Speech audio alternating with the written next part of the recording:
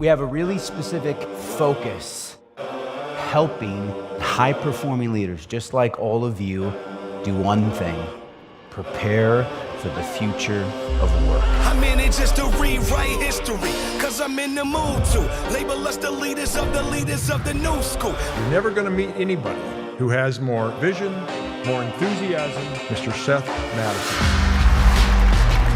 Victorious. Let's go, let's get into this. Let's go. What are the timeless leadership skills and competencies that are going to be most relevant, that I can count on, that will always be important? Barriers to entry have never been lower for entrepreneurs and individuals to contribute, to communicate, to have a say. A future maker is an individual who looks at the infinite possibilities of potential paths forward into the future and clearly identifies this is the path forward. They were doing it to create an elevated experience for the talent, for the people inside the practice and the business, so that they could attract great talent, so they could keep great talent, and so that ultimately they could create a competitive advantage in the marketplace by delivering a better experience to their clients.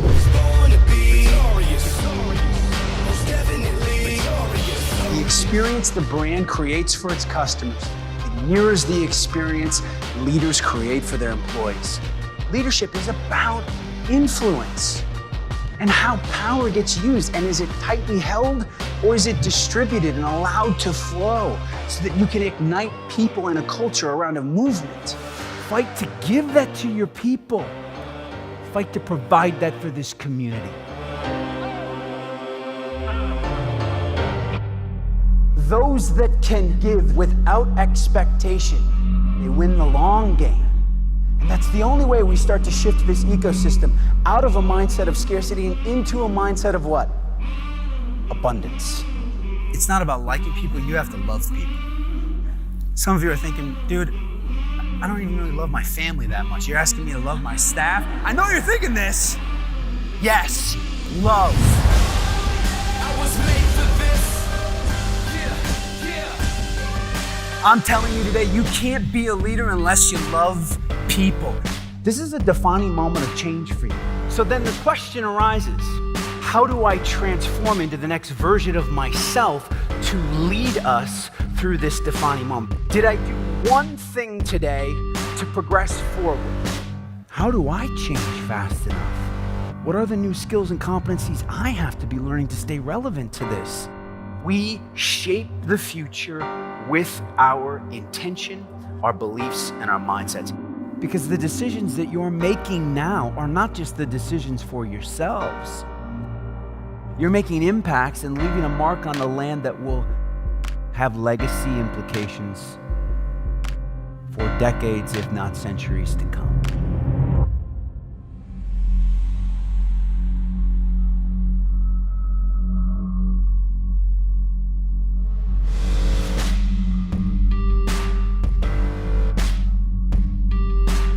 Three things that the best of the best do. All right, are you with me? We're going to cover these three. So the first, future-making imperative. Authenticity, authentic, unfortunately, is a word that's gotten used so much, it's freaking meaningless today. How many of you would agree with that? Like if you hear one more person saying, oh, you got to be authentic, we just roll our eyes. But is authenticity important? Absolutely it is. But how do I get it to a place that people could actually buy into it and believe it? That's the question, and that is the word. Do you believe it? Do you believe? Do you believe? When leaders ask me, Seth, how do I get my people to care? How do I get my people to buy in and believe the vision? This is one of the most important lessons that I've had to learn in my work. You cannot make anyone believe anything. You can't. You can't make people care. I can't make you in this room right now care about what we're talking about. I can't make you believe. All we can do as leaders is communicate what we believe, right, with enough clarity and enough conviction that it gives other people an opportunity to stand up and say, what? I believe what you believe, brother. Or I aspire to believe what you believe. That's it. And instead of getting frustrated that, why can't, a lot of times we hear that about the younger generation. There's no fire, there's no passion, why don't they care? Every sentence that you start with that doesn't begin with I takes away your power. You start every sentence with, what do I have to do to convince others to believe in this? How do I articulate with more clarity and more passion and more conviction about this future state? That leads you to a place of authenticity. Number 2, differentiated. How does my value proposition differ from the competition? Again, go to their websites. See if they even are communicating a value proposition to the marketplace. Pick them up, call in, see if you can get a sales professional or a customer service person to articulate a value proposition to you and see how different, if it is at all, from your own. How do we differentiate it? And third and finally is compelling. Compelling, it simply means we move someone to take action. If we can't make someone ultimately take action in the moment, it's not compelling enough. We go to work. 3 keys.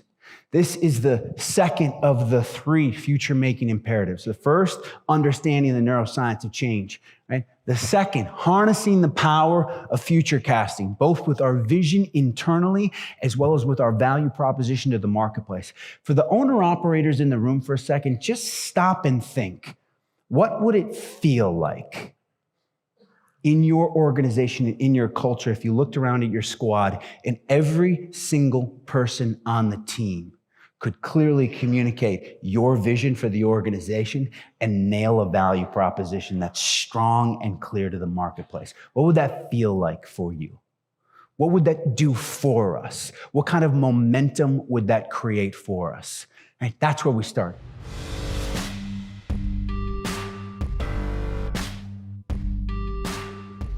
Where I want to take you is to shift just from thinking about customer experience into employee experience. And own that as leaders. The idea of employee experience cannot just be a conversation that happens in HR circles or people that are heading up talent and people. Experience has to be owned by leaders. Because the experiences that we're looking for in our personal lives are influencing our professional lives. 2 things have happened that influence us as leaders in the last 18 years. Number 1, our appetite and our willingness to pay a premium for a better experience has only continued to elevate.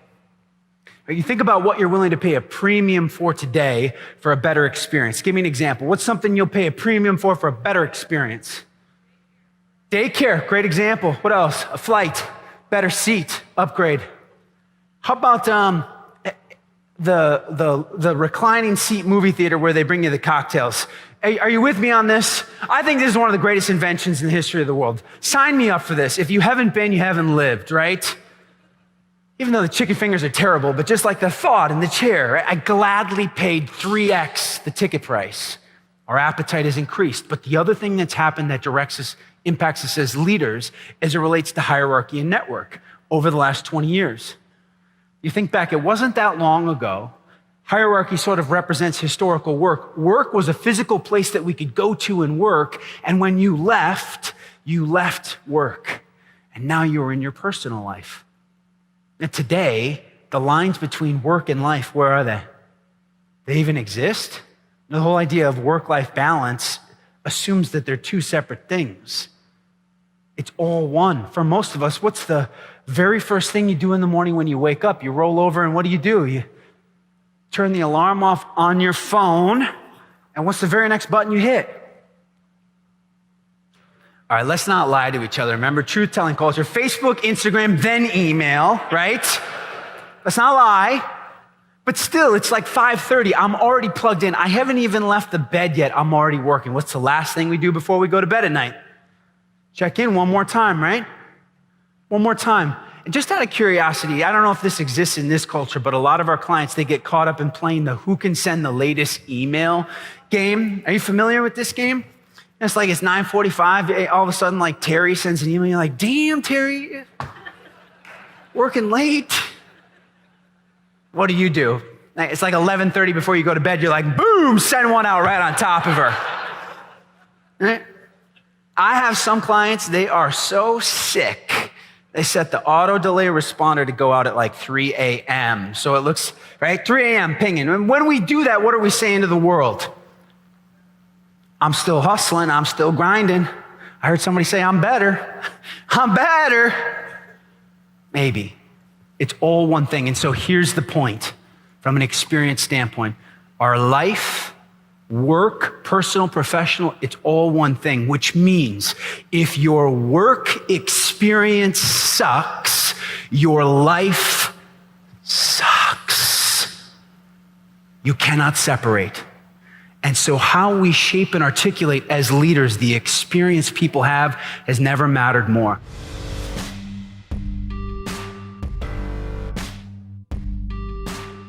Why don't we? Is it because it's easy to just stay in our smaller role? It's easy to do what we've always done? Execute in a comfortable fashion that we all know? To do something new, to become this larger version of yourself requires what? Change and transformation. It requires, first and foremost, seeing ourselves in a different light. You're being called right now, if you're in this room, if you decided to come, you see there's empty seats in this room, right? Which means some of your colleagues made the decision and the choice not to come. You came. I don't exactly know why you decided I would show up this morning, but by default, you are choosing yourself to step into this role that we call and have defined a future maker. Now, what is a future maker?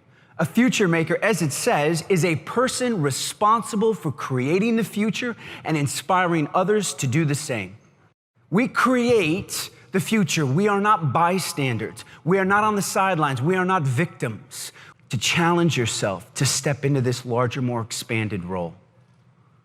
Who told you along the way that you should play small? Who told you along the way that all you had the capacity and capability to do was be a team player and an executor?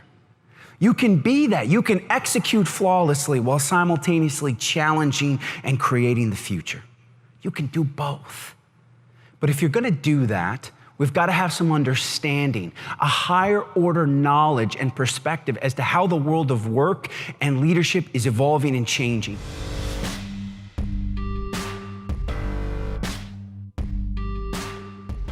One of my favorite quotes comes from Otto Scharmer out of MIT. He said, before we can create an external shift in our organizations, an internal transformation must first occur within ourselves, shifting the inner state.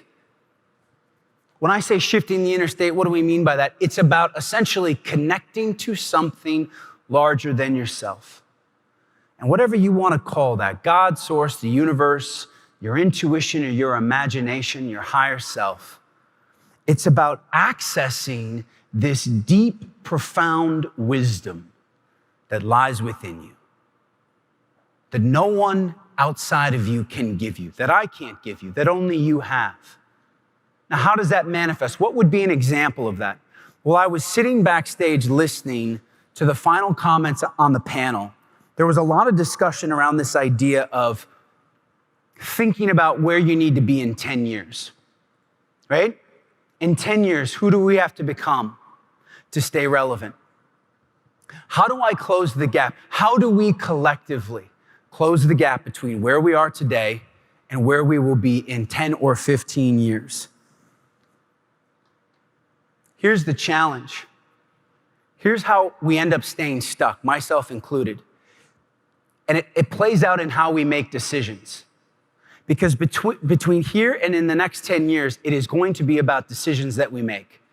Every decision we make about who we become, what happens in the business. And we stay stuck because we keep making decisions based on who we are today or who we have been yesterday.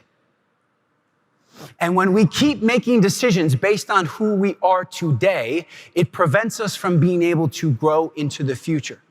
So this idea of how do we future pace our current decision making Right? How do I start to become that version of myself now? How do I close the gap? And we can future pace our current self by asking a very simple question. What would the future version of myself choose in this situation? What would the future version of myself choose in this situation? Right? We have to start operating as that 10 and 15-year older version of ourselves right now.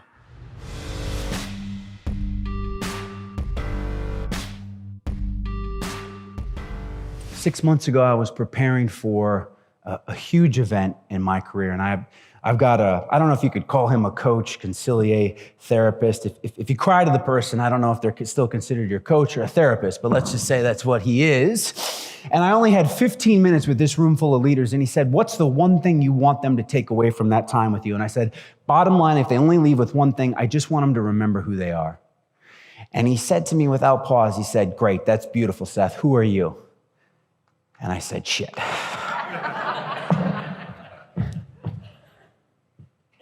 Who am I? Now, we have spent time with leaders dissecting this answer. I am the creator of my reality. What does that give you? What does that do for you? How empowered is that? I want you to think about if every single person in your agency operated from an identity, a state of, I am the creator of my reality. I own all of it. I start every sentence with I, not you, not we, not they. They screwed me over. They did this. You didn't do this for me. Every sentence starts with I, especially as leaders. We have a recruiting problem. We have a retention issue. Brother, it's not we, it's you. You have a retention issue. Every sentence that you start with that doesn't begin with I takes away your power.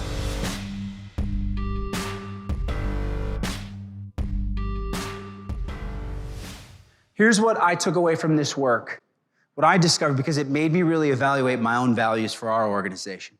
I felt pretty good about it, is that for most of the organizations I interact with, and if I'm truthful with myself, it was true for mine, our values have become so sanitized, they have lost their soul. They're meaningless. They're empty words. Do you know how many companies I work with that have the values of integrity, honesty, hard work, execution? Wow. Integrity just moves my soul. It makes me want to drop everything and come across town to work for you. You believe in integrity. I've had to totally reevaluate my own values to say, do they speak truth to move people? Now, I'm not telling you to blow up your values. All I'm telling you is to look at it and say, does it speak in a way that stirs the soul? I have an opportunity there. Experience is the frontier. And when I looked at the top performing brokers we interacted with, what did they have for a value that was universal across the board? Was this word. Abundance kept showing up. And do you know why it was abundance? Because those who understood that the future was team-based, that it was about the collective, that it was a supportive environment. It wasn't a dog-eat-dog world, that it was an agency, a brokerage that supported one another. You cannot create an environment of support if people don't operate from a mindset of abundance.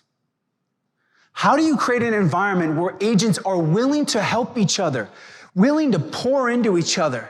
Is they have to believe in their soul that there is more than enough to go around. That by me helping you, doesn't take anything away from me. I'm gonna get mine. I'm gonna be able to take care of my family. How does abundance manifest for you in your organization? It has to start with yourself. If you operate from a state of scarcity, it will bleed into the rest of your organization.